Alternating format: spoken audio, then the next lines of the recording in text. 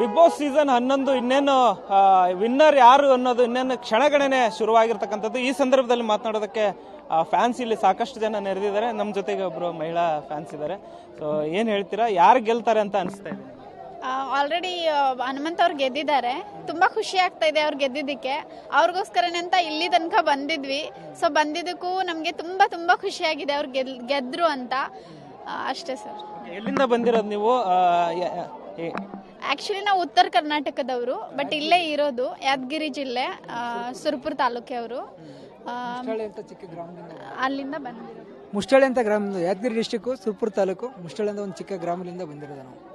ಮೊದಲು ಅಂದ್ರೆ big boss ಎಲ್ಲ ನೋಡ್ತಾ ಇದ್ರಿ, ನಿಮ್ಗೆ ಏನ್ ಅನಿಸ್ತಾ ಇತ್ತು? ಹನುಮಂತ್ ಅವ್ರ ಆಟ ನೋಡಿದಾಗ ವಿನ್ ಆಗ್ತಾರ ಅಂತ ಏನ್ ಎಕ್ಸ್ಪೆಕ್ಟ್ ಮಾಡಿದ್ರೆ ಹೇಗೆ ಅಂತ?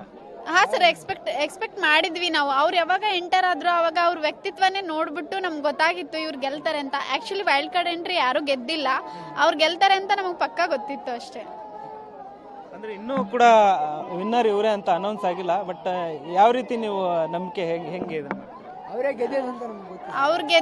ಗೆಲ್ಲೋದು ಅಂತ ಗೊತ್ತು ನಮಗೆ. ಓಕೆ, ಒಂದ್ ವೇಳೆ ಹನುಮಂತ್ ಅವ್ರು ಗೆದ್ದಿಲ್ಲ ಅಂದ್ರೆ ನೆಕ್ಸ್ಟ್ ಯಾರು ಈ ಬಿಗ್ ಬಾಸ್ ವಿನ್ನರ್ ಆಗಬಹುದು ಅಂತ? ಆಕ್ಚುಲಿ ತ್ರಿವಿಕ್ರಮ್ ಮತ್ತೆ ಹನುಮಂತ ಅಂತ ಹೇಳ್ತಿದ್ದಾರೆ. ಅದಕ್ಕೆ ಹನುಮಂತ್ ಅವ್ರು ಗೆದ್ದಿಲ್ಲ ಅಂದ್ರೆ ತ್ರಿವಿಕ್ರಮೇ ಗೆಲ್ಬೋದು. ಬಟ್ ಗೊತ್ತಿದೆ ಅವರೇ ಗೆಲ್ಲೋದು ಅಂತ. ವ್ಯಕ್ತಿತ್ವ ಆಟ, ತುಂಬಾ ಇನ್ನೋಸೆಂಟ್, ಮತ್ತೆ ಅವ್ರ ಸಾಂಗ್ಸು, ಅವ್ರ ಎಂಟರ್ಟೈನ್ ತುಂಬಾ ಚೆನ್ನಾಗಿದೆ. ಅದಕ್ಕೆ ಅವರೇ ಗೆಲ್ಲೋದು ಸರ್.